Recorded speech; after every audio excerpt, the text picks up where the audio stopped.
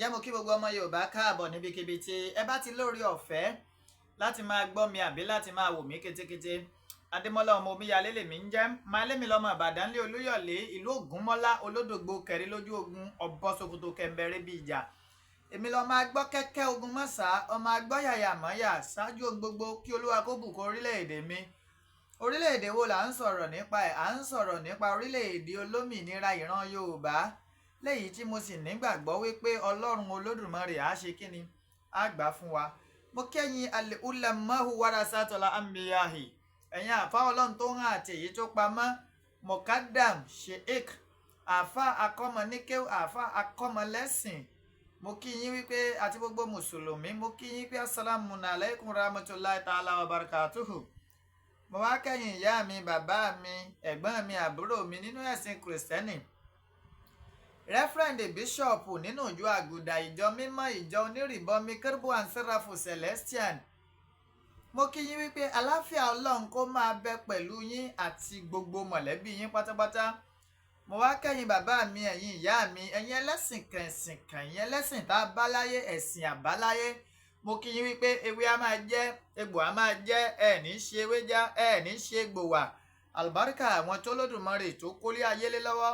Mo wá kẹ́yìn ìyá mi abọ̀já gbọ̀rọ̀gbọ̀rọ̀, ẹ̀yin abiyamọ tí dúró tọmọtọmọ yìí fi ṣubú, ẹ̀yin abiyamọ tí gbárùkù tọmọtọmọ yìí fi ṣìṣe. Àdó mẹ́ta làdó ẹ̀yin ìyá mi, ọ̀kan fọ́ ọ̀kan nù, ẹ̀ ń fọ̀kan ṣoré kiri. Èyí tẹ́ fi ń ṣoré kiri, ẹ fi ṣàwa ọmọ Yorùbá lóore owó, ẹ fi ṣàwa ọmọ Yorùbá lóore ọlá, ẹ fi ṣàwa ọmọ Yorùbá lóore àìkú baálé ọrọ̀, torí ẹ̀yin báyìí làgbà gbanigbani. Mo ṣèbà orí tó kún tí ò níná, mo ṣèbà ọjà tó kún tí ò lérò, mo wá ṣèbà oko tó pọ̀ jaburata tí ò nírúgbìn. Ẹ̀yin àgbà gbanigbani, mo ṣèbà yín o. Mo kí kábíyèsí ọ̀nìrìṣà jẹgbẹ̀nẹ̀bẹ́ àti àkún aláṣọ àlàfófó gbò ọ̀jájá àfìdí ọ̀tẹ̀ jalẹ̀ àrólé oòdùà ọba Babátúndé ẹni ìtàn Adéyẹyè Ògúnwùsì Ọ̀jájá the second. Bàbá mo kí yín, mo fi yín kí kábíyèsí ikú bàbá yèyé Aláàfin Ọ̀yọ́ ọba Akeem Abímbọ́lá Ọ̀wọ́adé. Mo wá fi yín kí bàbá tèmi Olúbàdàn ilẹ̀ Ìbàdàn ọba Owólabí Ọlákùlẹ́yìn Ìgè Akínlóye the first. Mo wá fi yín kí gbogbo ládéládé lóyè pátápátá nílẹ̀ Káàárọ̀ Oòjíire. Mo kí gbogbo gómìnà ilẹ̀ Yorùbá látòrí gọ́vnà Ṣèyí Mákindé, gọ́vnà Babájídé Sanwó-Olú, gọ́vnà Dàpọ̀ Abíọ́dún, gọ́vnà Lucky Ayédatiwa, gọ́vnà Abíọ́dún Oyèbánjí, gọ́vnà Adélékè Nurudeen Jackson. Mo kí yín o. Mo kí gbogbo ọmọ Yorùbá pátápátá nílé lóko àti lẹ́yìn odi. Mo kí gbogbo ọmọ Yorùbá ní Kogi, bẹ́ẹ̀ mo kí gbogbo ọmọ Yorùbá ní Kwara, mo kí ọmọ Yorùbá ní Bayelsa, bẹ́ẹ̀ mo kí gbogbo ọmọ Yorùbá ní Delta. Mo kí yín wípé ẹrù tí abiyamọ kì í tú wò, wọn ò ní gbé ká yín mọ́lé o. Mo wá kí bàbá àtẹ̀mí Professor Bánjí Akíntóyè alànà fún gbogbo ìran Yorùbá pátápátá. Bàbá mo kí yín o, mo dẹ̀ ń wish yín a prosperous birthday in advance. Bàbá agbára lọ́wọ́ Ọlọ́run á tún bọ̀ róòrùn yín sáṣọ pẹ́pẹ́pẹ́, àlùbáríkà àwọn tó lódùmarè tó kólé ayé lé lọ́wọ́. Mo wá kí èjìká tí ọ̀já sọ ọ́ bọ́ lọ́rùn ẹni, májàsọ́lá Àdìsá ọmọ Adéyẹmọ, àkùkọ gàgàrà tó gorí àpáta lọ rèé lé téńté, ojú tó lé ojú tó ko, olówó orí ọkọ tó yọ̀ sí ọkọ Adérọ́pò, bàbá Michael, bàbá Yọ̀mídé, bàbá Ronaldo, bàbá Àṣàbí, ọmọ Ìgbòho mọ̀rẹ́, ọmọ alágbàdo òde, ọmọ ládé Aláàfin Ọ̀ládé, adé orí aládékùn la gbà fáláàfin. Ìwọ tó bá wá rú lójúbọ bá pàdé Aláàfin lọ́nà, o lè bi bàbá léèrè pé ṣé lóòótọ́ adé orí aládékùn la gbà fáláàfin. Olóyè Sunday Igboho Òòṣà bàbá, mo kí yín o. Mo kí gbogbo ọmọ Yorùbá lẹ́ẹ̀kan sí. Ẹ wo kí ló mú mi jáde, kí ni mo wá wá. Àwọn àgbà bọ̀ wọ́n ní ọ́ ń bọ̀ àwọn làádẹ́ẹ̀dẹ́. Ìṣẹ̀lẹ̀ gbáǹkọ́gbì méjì ló ṣẹlẹ̀ nílẹ̀ Káàárọ̀ Oòjíire ní ìpínlẹ̀ Ondo àti ìpínlẹ̀ Èkìtì, níbi tí àwọn Fulani Herdsmen, àwọn darandaran tí wọ́n ti fi ipá bá ìyá àgbàlagbà lò pọ̀. Wọ́n fi ipá bá ìyá àgbàlagbà, wọ́n fi ipá bá ìyá yìí lò pọ̀ ní ìpínlẹ̀ Ondo. Bẹ́ẹ̀ ọmọbìnrin tí òun àti ẹ̀gbọ́n rẹ̀ tí ń lọ sí oko tán Fúlàní herdsmen yìí tí wọ́n sì ṣẹ́bùrú wọn. ẹ̀gbọ́n èyí tó jọ́kùnrin òun lórí ọ̀fẹ́ àti escape. àmẹ́yìí obìnrin mélòó lágbára tóbìnrin ní níbi wọ́n ti ń gbìyànjú láti fipá bá ọmọ yìí lò pọ̀ tí ó gbà fún wọn. wọ́n sì ṣe kíni, wọ́n sì gbẹ̀mí ẹ̀, wọ́n pa nípa àyà. ọ̀rọ̀ méjèèjì yìí ni mo fẹ́ ká gbéyẹ̀wò torí pé ẹ̀yin bàbá wa tẹ́ ẹ jẹ́ ẹ̀yin àgbààgbà fún wa ńlẹ̀ káàárọ̀ òjíire, tẹ́ ẹ bá fọwọ́ lẹ́rán tẹ́ lọ́rọ̀ yé ọkàn yín pẹ̀lú gbogbo bá a ṣe ń pariwo tó, mo fẹ́ kẹ́ ẹ mọ̀ wípé ìyá yín wà ní àsùnnára. ṣé ẹ rántí, ṣé ẹ gbàgbé, ṣé ẹ gbàgbé, ṣé ẹ rántí, bẹ́ẹ̀ sì rántí tẹ́ ẹ gbàgbé nígbà tí wọ́n pa ọmọ bàbá Olúfáláyè, ọmọ tó tìlú òyìnbó wá. ṣé ẹ mọ̀ pé bẹ́ẹ̀ ṣe fọwọ́ lẹ́rán náà rèé, etí tí ń jẹlẹ́gbò kò sẹ́ni tó sọ̀rọ̀, tẹ́sínṣín tẹ́lẹ̀pọ̀ bá wá bẹ̀rẹ̀ sí ní jẹ ṣinṣin, ariwo wa gbayé kan. èyí tó ṣẹlẹ̀ l'Ógbómọ̀ṣọ́ òun là ń sọ lọ́wọ́ tí ò tí ì kúnná, níbi tí àwọn Fúlàní wọ̀nyí tí wọ́n ti ṣe ikú pa ọmọ Yorùbá, tọ́mọ Yorùbá sì retaliate tó mú ẹ̀mí Fúlàní kan lọ. ṣé ẹ mọ iye ọmọ Yorùbá tán lọ rèé tì mọ́lé. adúpẹ́ pé generalism for the masses tó jẹ́ bí activist ní Ògbómọ̀ṣọ́ tó ké síta pé ìwà yìí ọ̀dà tí wọ́n dẹ̀ wá gbé láti ìlú Ògbómọ̀ṣọ́. adúpẹ́ lọ́wọ́ commissioner of police ìpínlẹ̀ Ọ̀yọ́ pé wọ́n gbọ́ ìpè wa, wọ́n sì fi sílẹ̀ láyọ̀ àtàlàáfíà. adúpẹ́ lọ́wọ́ yín o CP Sonubi akínyìn. retirement yín tẹ́ fẹ́ rìtáyà ẹ lò dáadáa, àlùbáríkà àwọn tó lódùmarè tó kólé ayé lé lọ́wọ́. ṣé bá a ṣe wá dákẹ́ tá a fi ọwọ́ lẹ́rán rèé kí ẹ máa pa wá lẹ́yọrọ́ lẹ́yọrọ́. ikú àtọ̀dọ̀ Ọlọ́run ọ̀pá ọ̀dọ́ mọ́, ó wá jẹ́ pé ikú ọwọ́ Fúlàní ní ń pa wọ́n. a dẹ̀ ń ké, a dẹ̀ ń pariwo fẹ́yìn bàbá wa wípé ẹ sọ̀rọ̀, òòsàbọ̀ ọ̀bá lè gbè wá, ó sì dákun kó o ṣe wá bó o ṣe bá wa. bí ètò àbólẹ̀ káàárọ̀ òjíire tó bá ti wá di fíagan débi wípé a lè rìn lójú òpópónà wa pẹ̀lú confidence wípé a lọ re a bọ̀ re, èmi ò bá rọ ìjọba pé ẹ pín wa, ẹ jẹ́ a lọ lọ́tọ̀ọ̀tọ̀. tẹ́ ẹ bá pín wa, orílẹ̀-èdè wa á mọ̀ bá ṣe sọ̀rọ̀ ètò ààbò wa, á mọ̀ bá ṣe ṣe kí ni, á mọ̀ bá ṣe sọ̀rọ̀ ètò ààbò wa tí òfin ní mẹ́ẹ̀ gbogbo àwọn nǹkan ìbílẹ̀ tó lódùmarè tó fún wa. we are going to have our own security outfit tó yàtọ̀ sámọ̀tẹ́kùn, torí bí ẹgbẹ́ àmọ̀tẹ́kùn sí, àmọ̀tẹ́kùn dà gẹ́gẹ́ bí ajá tẹ́ ẹ ti ka gbogbo eyín ẹnu rẹ̀ ni. àmọ̀tẹ́kùn wọ́n kàn wá ń bẹ̀ nígbà tán tí ẹ ti ń kó àmọ̀tẹ́kùn lọ rèé jàjálẹ̀. níta sì torí ẹ̀ dá àmọ̀tẹ́kùn lẹ̀ kàn, a dá àmọ̀tẹ́kùn lẹ̀ gẹ́gẹ́ bí lóye Sunday Igboho ṣe sọ́ngbà, a dá àmọ̀tẹ́kùn lẹ̀ láti dáàbò bo ìran Yorùbá ni. àmọ́ àmọ̀tẹ́kùn tá a fi ọ́ dáàbò bo ìran Yorùbá, a gbé ìbọn sakabula a gbé lé wọn lọ́wọ́. àwọn tán fẹ́ kojú ní ti ń bẹ lọ́wọ́ wọn kọjá kàsíàrà, ọpẹ́lọpẹ́ àjẹsára àtàwọn nǹkan ìbílẹ̀ táwọn àmọ̀tẹ́kùn ń lò, iná fi ń rò orí ọ̀fẹ́ láti máa ṣe kíni, láti máa kápá àwọn ẹni ibi. àwọn àmọ̀tẹ́kùn ń gbìyànjú nípínlẹ̀ Ondo ìyẹn ní àná, wọ́n sì make sure wọ́n rí wípé lábẹ́ bó ti lè wò ó rí, àwọn Fúlàní tó hu ìwà bí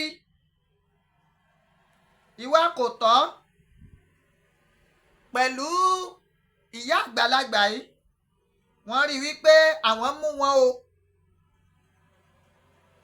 wọ́n rí pé àwọn mú wọn, wọ́n mú wọn.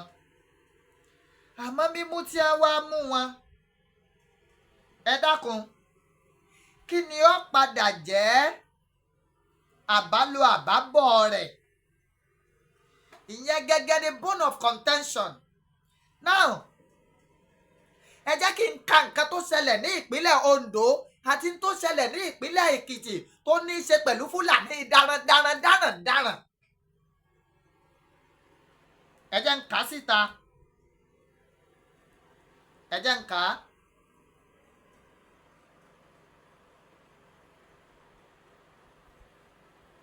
Wọ́n ní herdsmen slaughter Ekiti teenager after failed rape attempt. Ìyẹn ni wípé àwọn Fúlàní darandaran yìí wọ́n dúnbú ọmọbìnrin léńjeléńje lẹ́yìn tán gbìyànjú láti fipá bá lò pọ̀ tí ò gbà. Wọ́n wá dúnbú rẹ̀, wọ́n dù bí ẹran léyá, wọ́n gbẹ̀mí ẹ̀ ní fọ́náfọ́sù.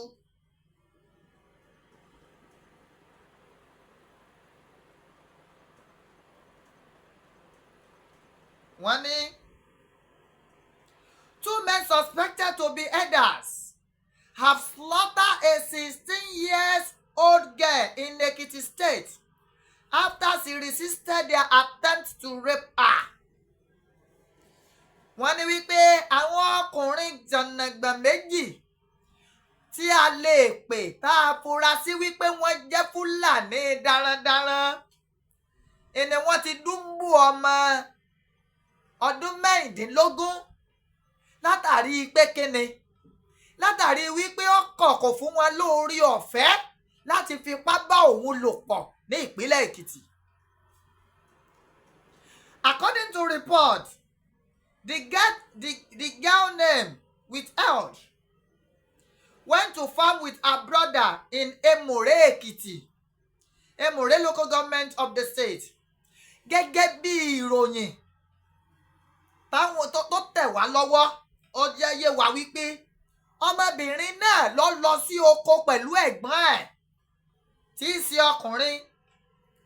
Ìyẹn ní Emure Ekiti ní Ekiti State. However, they were ambushed on the road by 2 men suspected to be herders nígbà tí wọ́n lọ lójú ọ̀nà oko. Àwọn darandaran yìí wọ́n ṣẹ́bùrú wọn lọ́nà. Wọ́n ṣẹ́bùrú wọn. The brother escaped, but his younger sister was held by the suspect, who killed her after she resisted their rape attempt. Wọ́n ní wípé èyí tó jẹ́ ẹ̀gbọ́n tí í ṣe ọkùnrin òun jà fitafita, ó dẹ̀ bọ́ lọ́wọ́ wọn. Àmọ́ àbúrò tó jẹ́ obìnrin mélòó lágbára tó ní, òun kò sí bóyá fẹ́ ṣe, wọ́n sì gá lọ́rùn mọ́lẹ̀. Wọ́n gbìyànjú láti fi ipá bá lò, àmọ́ kò fi ààyè rẹ̀ lẹ̀.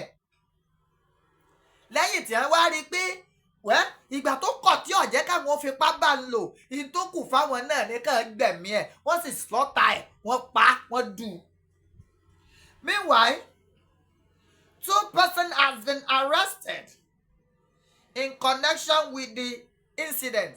Wọ́n ní lọ́wọ́lọ́wọ́ o, bá a ṣe ń sọ̀rọ̀ yìí, wọ́n lé èèyàn méjì ni wọ́n ti arrest, ni wọ́n ti fi sí gbàgà níléeṣẹ́ ọlọ́pàá ìjọba ìpínlẹ̀ Èkìtì látàrí ọ̀rọ̀ bú tó ṣẹlẹ̀ yìí, léyìí tí iléeṣẹ́ ọlọ́pàá Èkìtì tí wọ́n sì fi ìdí ẹ̀ múlẹ̀, tí agbẹnusọ fún iléeṣẹ́ ọlọ́pàá ìpínlẹ̀ Èkìtì Superintendent of Police Sunday Abutu tó fìdí ẹ̀ múlẹ̀ pé lóòótọ́ àwọn ẹni ibi yìí ṣe ń bẹ́nu àhámọ́ nínú gbàgà ọlọ́pàá. Ìbéèrè mi wá rèé Èkìtì kété, ṣé bá a ṣe máa wòran rèé? Ṣé bá a ṣe ranjú wa kalẹ̀ kí látàlùbọ̀ máa kó wọ́ rèé? Àìgbélé ẹni ká fọrùn rọ́ ni làwọn bàbá wa máa ń sọ, àti ń gbélé ẹni àti ń dá lọ́rùn. Ìgbà tá a bá ń lọ sóko tá a róko dé, táwọn Fúlàní darandaran tá ń ṣẹ́bùrú àwọn èèyàn lọ́nà oko tí wọ́n fipá bá wọn lò pọ̀, tá ń jí wọn gbé, ọmọdé tẹ́ bá ti wá tó ti rí pé àwọn tó fipá bá lò pọ̀ tán àbí yìí tó kọ̀ tí ò fún wọn lórí ọ̀fẹ́ àti fipá bá lò pọ̀, wọ́n wàá gbẹ̀mí ẹ̀, wọ́n ó du nídùú ẹran. ṣé bá ṣe máa wò rèé? èmi ti ń fàsìkò yìí pé gómìnà Èkìtì state, ìran Yorùbá adùn bá ṣe, we are very loving, very accommodating. mo gbé lẹ́kìtì, mo dẹ̀ mọ bí Èkìtì ṣe kálejò mọ́ra. mo gbé ní òde Èkìtì dáadáa ní Gbáyìn local government. a dẹ̀ mọ ìhà tí Èkìtì kọ sí àlejò, èéṣe tó wá jẹ́ wípé àjòjì gbòlògbò tí èyí tó ń ṣe lédè wa tí wọ́n wà á máa jẹ gàba lórí ilẹ̀ wa. ẹ̀yin gómìnà wa, ẹ̀yin àgbààgbà, ẹ̀yin ládéládé nípínlẹ̀ Èkìtì, èéṣe orin wo là á kọ́ sí gbẹ̀du kí láti ṣèyí sí Èkìtì kété.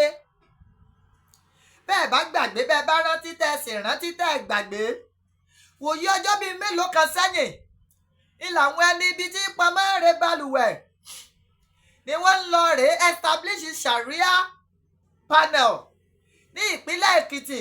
a máa dúpẹ́ ìgbésẹ̀ tí kábíyèsí gbé, ìyẹn Wíadó, wípé Afira kí nǹkan tí bá jẹ́rú ẹ̀ àwọn ọ̀fẹ́ gbọ́ nínú Èkìtì, torí wípé ìpínlẹ̀ Èkìtì ìran Yorùbá tó dájú ni, a ní àṣà, a ní ìṣe ìran Yorùbá tá ń tẹ̀lé. láti wá gbé Sharia wèrè, Sharia ẹlẹ́sìn rìn kan wá ká wa mọ́lé ànígbà. náà ẹ wo eléyìí tó dé yìí, ẹ wo eléyìí tó ṣẹlẹ̀ yìí. ẹ fẹ́ fi ipá bá ọmọ 16 years lò pọ̀.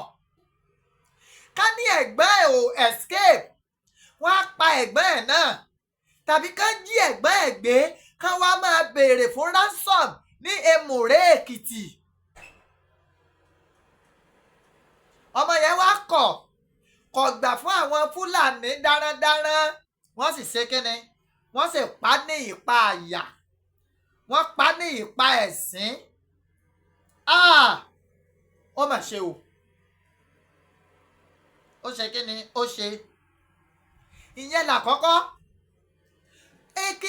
ìpínlẹ̀ Ondo, amúgbálẹ̀ ìpínlẹ̀ tán mú létí ra wọn ní ìpínlẹ̀ Èkìtì pẹ̀lú ìpínlẹ̀ Ondo, wọ́n wọnú ara wọn ni. now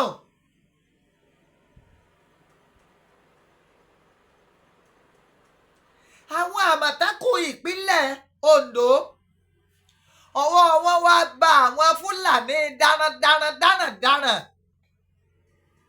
ní ìpínlẹ̀ náà àti àwọn ajínigbé tí a fi ìpínlẹ̀ Ondo ṣebùgbé, tí wọ́n fi ipá bá ìyá àgbà ẹni ọdún 76 years. wọ́n fi tipátipá bá ìyá 76 years lò pọ̀ ní agbègbè Ifira Akoko ní ìpínlẹ̀ Ondo. ìyá 76 years wọ́n fi tipátipá bá ìyá yìí lò pọ̀. bẹ́ẹ̀ bá ti ẹ̀rọ nǹkan kan ẹ̀yìn olórí burúkú darandaran yìí, ìyá 76, Ọlọ́run ló mọ ìjọ́ tí ìyá yẹn ti sún mọ́ ọkùnrin gbẹ̀yìn. wọ́n sì fi tipátipá, wọ́n fi já keléǹdì ìyá oníyàá, wọ́n fi tipátipá, wọ́n ṣe ohun kò tọ́ pẹ̀lú ìyá yìí. ẹbí 4 náà gangrèpù ìyá yìí. ṣé bá a ṣe máa bá a lọ rèé?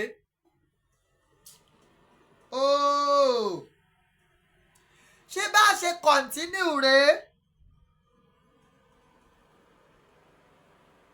ẹ gbọ́, ṣé bá a ṣe fẹ́ máa bá a lọ ṣe ń la wà yìí? ẹ ń fipá báwọn èèyàn sùn, ẹ ń jí wọn gbé, ẹ ń gba owó tabua, ẹ ń bá ọmọdé sùn, ẹ ń pa wọ́n, ẹ ń bá gbàlagbà sùn, ẹ ń gbẹ̀mí lẹ́nu wọn, ẹ̀ ń boko jẹ́, ẹ̀ ń bọ̀nà jẹ́. Ẹ̀yin gómìnà ilẹ̀ Yorùbá, Gọ́vnà Lucky Ayédatiwa ìpínlẹ̀ Ondo, a ti ẹ̀ dúpẹ́ pé àwọn Àmọ̀tẹ́kùn ìpínlẹ̀ Ondo àwọn ṣe gudugudu méje ó ń yàyà mẹ́fà, wọ́n pitú tí ọdẹ ń pa nínú igbó, wọ́n pa fún àwọn Fúlàní ajínigbé yìí. Ìyá ẹni ọdún mẹ́rìndínlọ́gọ́rin 76 years of age ẹ sì fi ipá bá lò pọ̀. Ẹ dákun, èèyàn mẹ́rin, Fúlàní darandaran mẹ́rin ló fi ipá bá ìyá yìí lò pọ̀. Ipò wo lẹ rò pé ìyá yẹn ó wà báyìí? Ẹ dá mi lóhùn. Ipò wo lẹ rò pé wọ́n wà? A dẹ̀ bẹ̀rẹ̀ sí ní ké, à ń pariwo fún ẹ̀yin àgbààgbà ilẹ̀ Yorùbá. Ọ̀rọ̀ tí ó kàn yín lọ́wọ́, tí ó kàn yín lẹ́sẹ̀, òun lẹ̀ ń dá sí. Èyí tó kàn yín gu, tó kàn ìran Yorùbá, ẹ kọ̀, ẹ sọ̀rọ̀ lórí ẹ̀. Bí nǹkan kan ò bá bí gbogbo yín, alálẹ̀ Oòduà á bí yín. Àwọn tó ṣe ìran Yorùbá lẹ̀, wọ́n bí yín o. Ìyẹn wo gan? Ó mà ṣe o. Ẹ̀yin tẹ́ ẹ so wá pọ̀, tẹ́ ẹ pè wá lórílẹ̀-èdè, ṣé èpè ni ká fún yín ni àbí àdúrà? Ẹ lè gbọ́ pé ìran Yorùbá kankan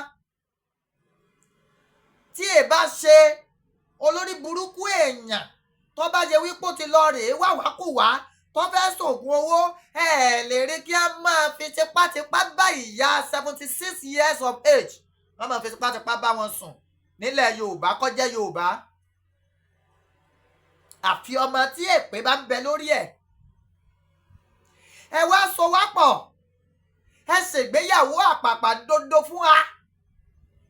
Tẹ́yin náà sì mọ̀ wípé ìbágbépọ̀ wa ò rọrùn. Ìwà wa ò jọra wọn, ìṣe wa ò jọra wọn, ìhùwàsí wa kò fi bì kankan jọra wọn. Àṣà, ìṣe, ìsọ̀rọ̀ sí, ìhùwà láwùjọ kò jọra wọn. Sáwọn eléri burúkú tí ń bá màálù ní àjọṣepọ̀, níbo la ti gbà jọra wa? Yorùbá believes in ìwà ọmọlúàbí. Ká hùwà, kí Yorùbá tó hùwà láabi kan, a kọ́kọ́ gbé sórí ọpọlọ rẹ̀ wò pé ṣé ìwà tí mo fẹ́ hù yìí sọ́bà làákàyè mu. Àmọ́ àwọn pípù yìí wọn ò ní ìròrí, bèlèǹtàṣe wípé wọn ní olùbáwí, bèlèǹtàṣe pé wọn ò ní aláfisùn. Wọn lólùbáwí, wọn ní aláfisùn. Wọ́n kàn wà gbunduku, wọ́n wà bí aláìsí. Ẹ dẹ̀ kó wa pọ̀, ẹ ṣègbéyàwó àpàpàǹdodo fún wa. Now, ìgbà tẹ́ wá ṣe ìgbéyàwó yẹn, ohun tẹ́ ẹ sọ ni wípé after 100 years we can come back to a round table to discuss wípé ìgbéyàwó tá a ṣe yìí o, èso wo ló mú jáde? Ṣé èso rere ló mú jáde ni àbí kí ni? Ìyàwó tá a bá fẹ́ fún odidi 100 ọdún tí ò bímọ, tá a bá kọrú ìyàwó bẹ́ẹ̀ lẹ̀ kò léèwọ̀. À ń lé ìyàwó ọdún 10, kódà ọkùnrin ní ń lé ìyàwó ọdún 4, 5 tí ò bímọ, ń lé dànù, ń fẹ́ ìyàwó mi. Bèlèǹtàṣe ìyàwó ọdún 100 ọdún tí ò yé, tí ò pa, bẹ́ẹ̀ kò bí ìdùnnú. Obìnrin ọba bímọ, ó yẹ ó bí ìdùnnú. Ẹni tẹ́ ṣègbéyàwó fún wa fún, ó ní Nàìjíríà. Ẹ fẹ́ Yorùbá fún Nàìjíríà, ẹ fẹ́ Hausa fún Nàìjíríà, ẹ fẹ́ Fúlàní fún Nàìjíríà, ẹ fẹ́ Ìgbò fún Nàìjíríà.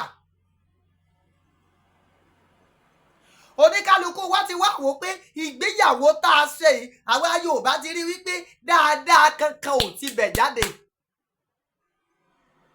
Ìgbéyàwó 100 ọdún tí ò dá nǹkan kan, ẹ̀jẹ̀ á tún gbéyàwó yìí ká afẹ́fẹ́ ọkọ mi ilẹ̀ mọ̀ ní amóríwá ká fọrùn lẹ̀ sí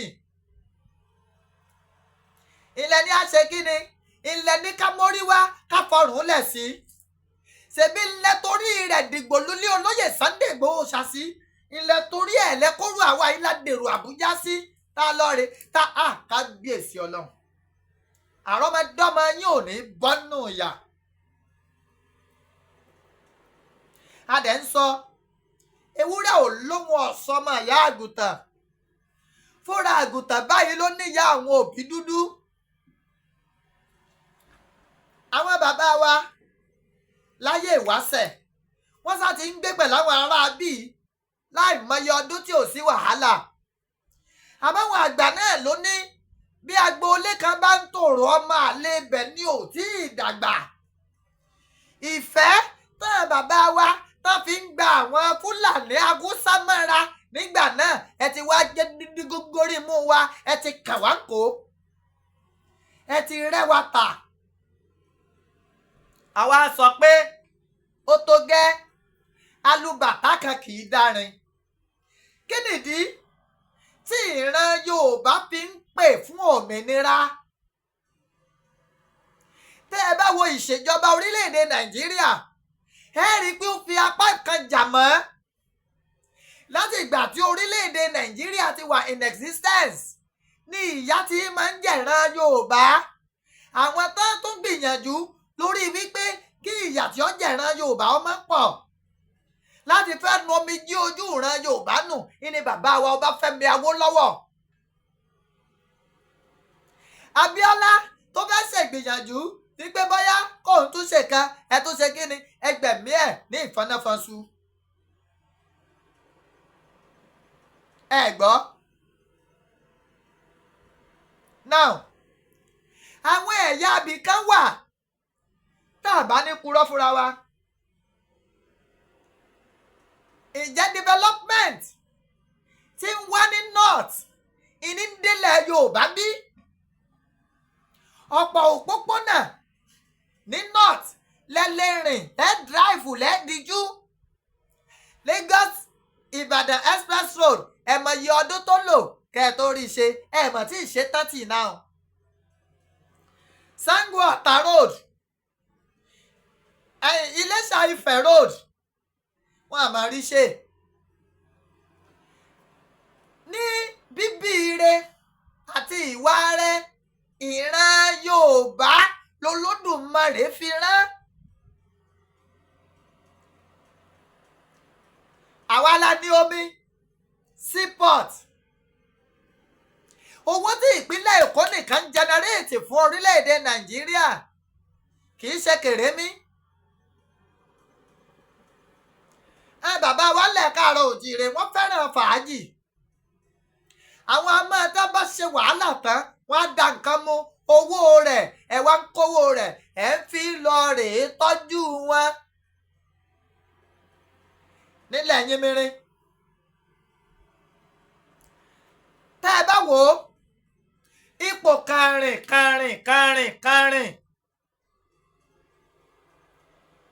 lórílẹ̀-èdè Nàìjíríà ìlọ́jẹ́ wípé kò sí ọmọ Yorùbá ń bẹ̀ tó dìímú yàtọ̀ sí ìgbà tá ń lò lọ́yìí tá a lè sọ pé nǹkan yí padà díẹ̀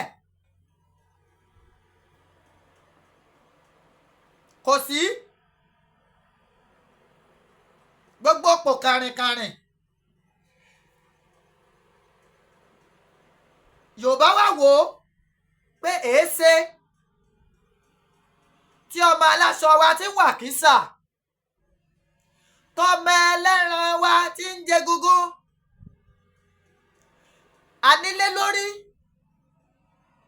ìgbẹ́ là ń sùn alóúnjẹ ibi ń pa wá la fi wá wò pé òòṣà bó ò lè gbé wá ṣe wá bó o ṣe bá wa lábẹ́ òfin àgbáyé dẹ̀rẹ́ ilẹ̀ Yorùbá ti tó wọ́n ti ripe láti ní òmìnira torí pé kíni a ní airport a ní seaport a nílẹ̀ tá a lè fi dáko gbogbo nǹkan pátápátá la ní. àràgbámúgbàmù ilé ìwòsàn tó dáa jù ilẹ̀ Yorùbá ló wà. The first television network ní Áfíríkà ilẹ̀ Yorùbá ni. The first radio station ilẹ̀ Yorùbá ni. Pé ọ̀làjú ọ̀kọ̀ọ̀kọ̀ wáyé ilẹ̀ Yorùbá náà ni. Stadium tẹ́ èbó ti kọ́kọ́ fẹsẹ̀ gbá bọ́ọ̀lù ilẹ̀ Yorùbá ni. That is Liberty Stadium, now Ọbáfẹ́mi Awólọ́wọ̀ Stadium. Pé èèyàn kọ́kọ́ ṣe títì oníbejì lórílẹ̀‐èdè Nàìjíríà ilẹ̀ Yorùbá ni. Àwa tó lódùmarè wá fún ní gbogbo nǹkan yìí, àwa náà nìyá wa ń jẹ jù. Ìdí nìyẹn. Yorùbá dẹ̀ ní apé ní ọpọlọ, apé ní làákàyè.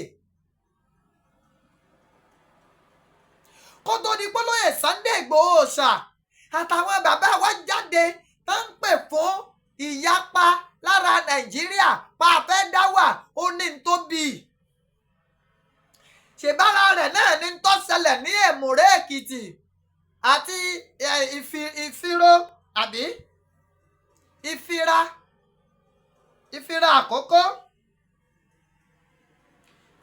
Akoko ní ìpínlẹ̀ Ondo. Ṣèyí gbogbo tó bí náà nìyẹn. Abẹ́ àti gbàgbé Dr. Aborode, ìpa àyànná pa Dr. Aborode náà. Now ẹ wá compare bí wọ́n ṣe pa Dr. Aborode àti bí wọ́n ṣe pa ọmọ 16 years yẹn. Ẹ compare ẹ̀, kí ló fẹ́ yàtọ̀ ńbẹ̀? Ọmọ 16 years, ọmọ Emure Ekiti tí ń lọ sóko pẹ̀lẹ́gbọ́n rẹ̀, ẹ sì ṣẹ́bùrú wọn.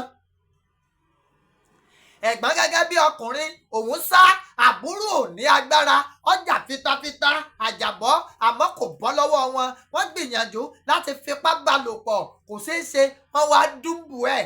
Kí ló fẹ́ gbà ńbẹ̀? Ṣé èèyàn kan ìran rẹ̀ ká máa hùwà báwọn?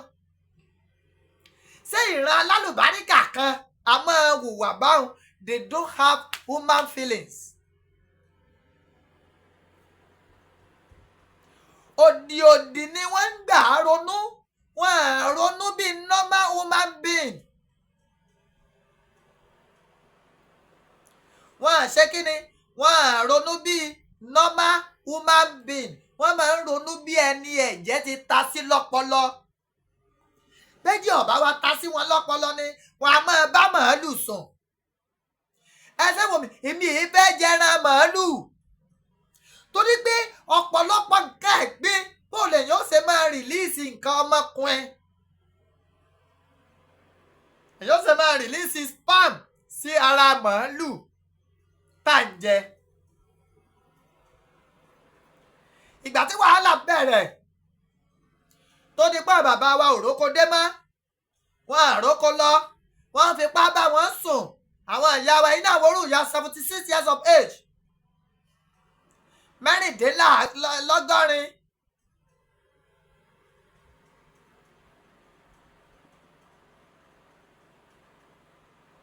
mẹ́rìndínlọ́gọ́rin.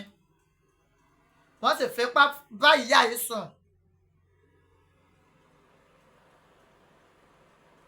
Wọ́n sì ṣe kíni? Wọ́n sì fipá bá a sùn. mẹ́rìndínlọ́gọ́rin. 76 years of age. Ṣé ẹ mọ̀ pé irú ẹ̀ náà wọ́n ṣe ń gbà yẹn? Olóyè Sunday Igboho Òòṣà tó wá ní pé má fọkọ mi dáná ọjọ́ kan lèèyàn kọ́. Ṣèbí lọ́lọ́yè Sunday Igboho Òòṣà àti gbogbo ọmọ Yorùbá àtàtà ṣèbí lẹ́ndìdé fún Tẹni Amóríwá ká fọrùn lẹ̀. Òun ló tún ti bẹ̀rẹ̀ yìí o. Àníṣẹ́ ààrẹ Bọ́lá Ahmed Tinubu lóòótọ́ ẹ ń gbìyànjú lórí ọ̀rọ̀ ọ̀ràn Yorùbá torí àwọn ipò kànrìnkànrìn tó nù wá ẹ ti ń fi ọmọ Yorùbá síbẹ̀ àmọ́ kọ̀tí alọ́rùn tó ẹ pín a. Ẹjọ́ ní kálukú ọ̀lọ́ lọ́tọ̀ọ̀tọ̀. Ààrẹ Bọ́lá Ahmed Tinubu gangan mọ̀ pé wọn àfẹ́ràn àwọn. Ẹjọ́ sọ tòótọ́ ọ̀rọ̀. Àwọn ará bí ọ̀fẹ́ràn Aṣíwájú Bọ́lá Ahmed Tinubu torí wípé gbogbo ògbésẹ̀ rẹ̀ ní bí wọn nínú, gbogbo agbára tó ti withdraw díẹ̀ látọ̀dọ̀ wọn ń bí wọn nínú. Torí náà ńkọ́ gbogbo ọ̀nà gbogbo agbára náà ń sá láti fa Tinubu wálẹ̀.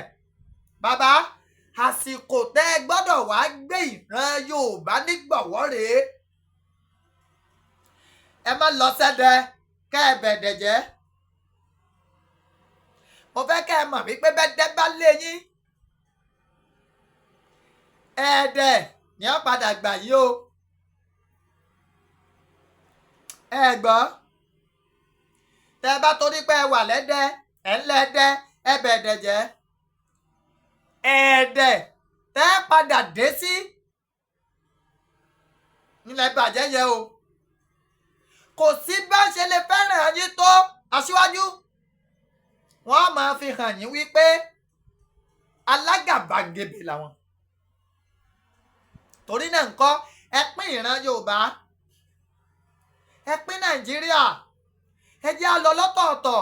ìran Yorùbá ti tójú bá ní tìwé kíkà ọmọ Yorùbá lọ́kọ́kọ́ di dókítà ẹni dókítà tó làmìlaka jù l'Amẹ́ríkà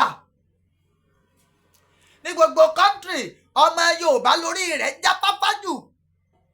and I'm telling you this, orílẹ̀-èdè tó o bá dé lágbàáyé tó o bá ti bá ọmọ Yorùbá ń bẹ̀ kúrò ń bẹ̀ orílẹ̀-èdè wẹ̀ sí orílẹ̀-èdè ni. torí pé yan Yorùbá a ní ọpọlọ a kàwé a dẹ̀ máa ń struggle.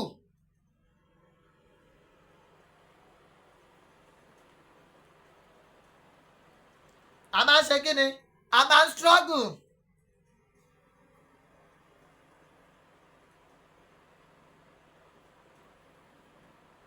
torí náà ńkọ́ òmìnira ìran Yorùbá òun ló ṣe kókó òun ló jẹ wá lógún. a fẹ́ òmìnira wa ẹ fún wa lómìnira. ó dẹ̀ tó fàsìkò yìí bẹ̀ gbogbo ẹ̀yin àgbààgbà ilẹ̀ Yorùbá ẹ lọ rèé bá wa ṣìpẹ̀ ẹ lọ rèé bá wa bá ààrẹ Bọ́lá Ahmed Tinubu kájọ lóyè Sunday Igboho ṣàwọn máa bọ̀ nílé. ẹ jẹ́ á ṣe ètò síkírọ́rìtì ìlú wa bá a ṣe fẹ́. bá a bá ṣe síkírọ́rìtì bá a ṣe fẹ́ ó dá lójú wípé kò ní í sí darandaran kankan mọ́ nílẹ̀ Káàárọ̀ Oòjíire. torí pé kí ni àmọ́ who is who tá a lè gbé sí agúnnú ètò ààbò tí òfin ní mẹ́hẹ. olóyè Sunday Igboho yìí sọ̀tá anybody ń jà fún ìran rẹ̀ ni. and I believe tá a nìran rẹ̀ ìran Yorùbá lẹ́yìn tí ààrẹ náà jẹ́ kan ń bẹ̀ nínú ìran Yorùbá. mo wá ń pe kábíyèsí Ọ̀nìrìṣà Aláàfin Olúbàdàn Ṣọ̀ún Ògbómọ̀ṣọ́ Ewì Àdó Alára Ajérò Ọwọ́rọ̀gọ́ Àga Àkárìgbò Àwùjalẹ̀ Aláké Ọba of Lagos Òǹpẹ̀rù Onípòkíá Ọba orílẹ̀ Kẹ́m̀ta Olú orílẹ̀ Kẹ́m̀ta Ọ̀kẹ̀rẹ̀ Àsẹ́yìn Ọba orílẹ̀ Ẹ̀gbá Alára Àfárámọkọ gbogbo ọba pátápátá Èjì Àkúrẹ́ Àtaọjà ìlú Òṣogbo Tìmì Ẹdẹ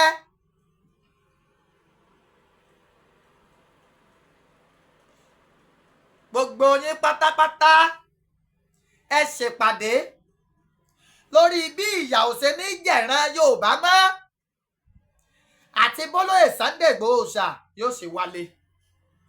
and I keep on saying this, ilẹ̀kùn tí ń bẹ lẹ́nu ọ̀nà ó ti ń yìnrìn ó ní ìdí ká pààrọ̀ ẹ̀. èmi ò dẹ̀ ní yé máa sọ̀rọ̀ yìí gbogbo ẹ̀yin tẹ́ ẹ máa ń demonstrate tẹ́ ẹ máa ń pera yín ní alágbára tí agbára ti parẹ́ mọ́ yín láàánú. olóyè Sunday Igboho ṣá sí ń lé báyìí. gbogbo ẹ̀yin tẹ́ ẹ máa ń pera yín náà ní nǹkan ẹ jẹ́ gbogbo wa fọwọ́sowọ́pọ̀ ẹ jẹ́ á ṣe nǹkan ẹ má jẹ́ Fúlàní ó kó alẹ́ rú. ẹ jẹ́ á ṣe nǹkan ọ̀lẹ ni yín ni tèmi ẹ máa ń display oògùn lórí social media ògùn orí social media lẹ́ni ni fẹnuwú géètì níyín ọlọ́dẹ tí ń pera rẹ̀ ń jagunjagun èyí tẹ́ ẹ bá mọ̀ pé lóòótọ́ akíkanjú ọmọ níyín akíkanjú níyín ẹ bọ́ ọ̀tà ẹ jẹ́ àgbàrán Yorùbá lẹ̀ lóko ẹrú. Fúlàní ọ̀gbọ́lọ̀ máa pa wá báyìí ká máa wòran ọmọ 16 years tán gbẹ̀mí ẹ̀ kí la mọ̀ tí yọ́ dà lọ́la kí la mọ̀ tí yọ́ dà kí la mọ̀ tán gbẹ̀mí ẹ̀ l'Emure Ekiti. ẹ worú ìyá 76 years of age tó fipá bá lò pọ̀ ẹni tó dé la rí àmọ́ tẹ́ntí ọkàn lọ́la ó sẹ̀ sórí lónìí ni ó lè sẹ̀ sápá lọ́la. wọ́n fipá bá wọn ìyá sùn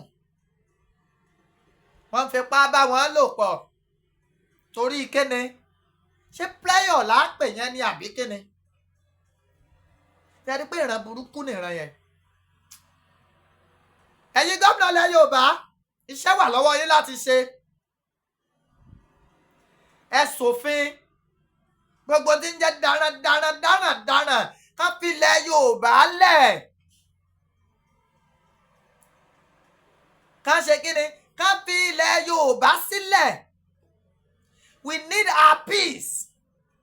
a lè lọ sóko ọkàn wa ò balẹ̀ kí ló dé kí ni tó dé torí náà ńkọ́ ẹ jọ̀ọ́ ẹ ṣèpàdé o lọ́balọ́ba ẹ̀yin gómìnà ẹ ṣèpàdé o ìyà ń jẹ̀ràn Yorùbá kò sì yẹ kó máa lọ bẹ́ẹ̀ àwọn Fúlàní ń kó wa ní papá mọ́ra.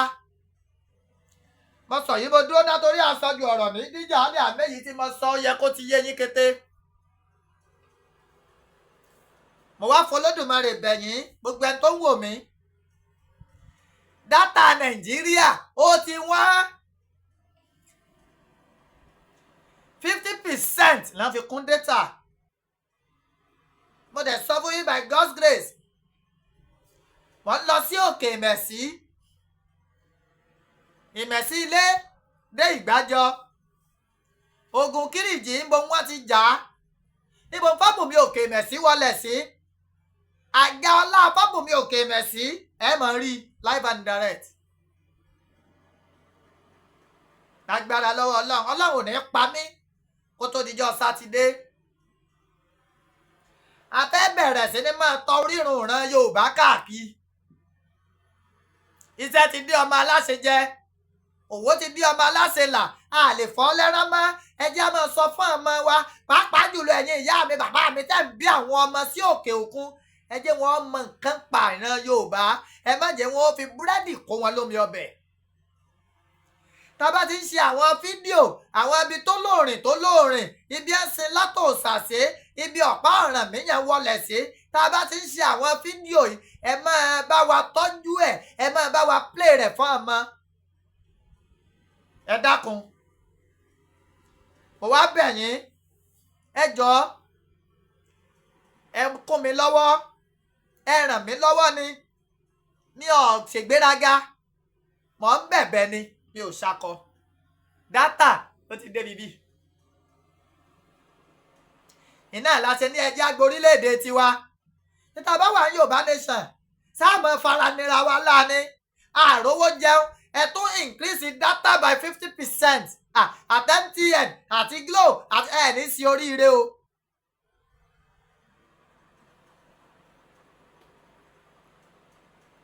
Oh 9036 371643 WhatsApp number mi nìyẹn 09036 371643 09036 371643.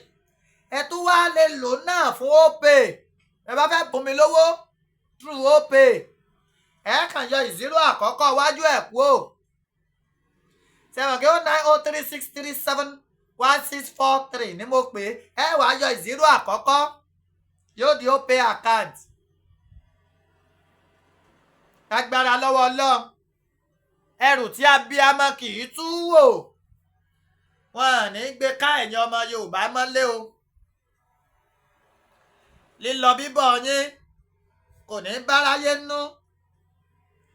ẹni tẹ́ ẹ̀ dágbére ìrìn àjò yín fò ní mọbi tẹ́ ẹ lọ. ọkọ ọba àdá ọba ò ní sá yín lẹ́sẹ̀. wọn ò ní rùkú yín wá bá wa nílé gbogbo ẹ̀yin tẹ́ ẹ wà ní diaspora. mo kí ìṣọ̀kan ọmọ Oòduà London. mo kí yín o. ẹ kú fọmọnìyàn ṣe. ẹ kú máa gbé ìran Yorùbá lárugẹ. I founded that group. mo dẹ̀ dúpẹ́ lọ́wọ́ ìyá mi tí ò jẹ́ kó kú. wọ́n nawọ́ sí bàbá wa Professor Banji Akíntóyè lórí ìtọ́jọ́ òbí tó fẹ́ ṣe. akọni Yorùbá ìṣọ̀kan group mo kẹ́yìn náà. òmìnira ilẹ̀ Yorùbá mo kí yín. arákọ̀yà Yorùbá United mo kí yín o. Odùduwà Republic Group mo kí yín. ọmọlúàbí ni ọmọ Yorùbá mo kí yín o. Yorùbá Jí Foundation mo kí yín. ìjà ọ̀dọ́là orúkọ ló ń sọ ní Foundation Group mo kí yín. Odùduwà Youth Movement mo kí yín o. àti gbogbo Yorùbá Nation General mo kí yín o. Yorùbá Lives Matter mo kí yín. ìṣọ̀kan ọmọ Oòduà UK orílẹ̀-èdè Yorùbá gbogbo yín pátápátá ni mo kí. ẹ má jẹ́ àrílẹ́ǹtì o. Olódùmarè yóò máa wà pẹ̀lú wa. mo kí bàbá mi Àdìsá ọmọ Adéyẹmọ àkùkọ gàgàrà tó gorí àpáta lọ́rẹ̀ ilé téńté ojú tó lé ojú tó kó. olówó orí ọkọ tó yọ̀ sí ọkọ Adérọ́pò bàbá Michael bàbá Ronaldo bàbá Àṣàbí lágbára lọ́wọ́ Ọlọ́run. olóyè Sunday Igboho Oòṣà ẹ̀ ní fojú sunkún ọmọ. ìjà tẹ́ ẹ jà ẹ̀ jà lájàyè. àbáríkà àwọn Olódùmarè tó kólé ayé lé lọ́wọ́. Once again, my number is 09036371643. ẹ message mi lórí WhatsApp. ẹ béèrè fáka nọ́mbà. ẹ béèrè àká nọ́mbà tẹ́ ẹ lè ṣe dátà sí fún mi. ẹ dákun ẹ jọ̀ọ́ nítorí Ọlọ́run. Thank you so much. God bless you. Yorùbá Nation, no going back.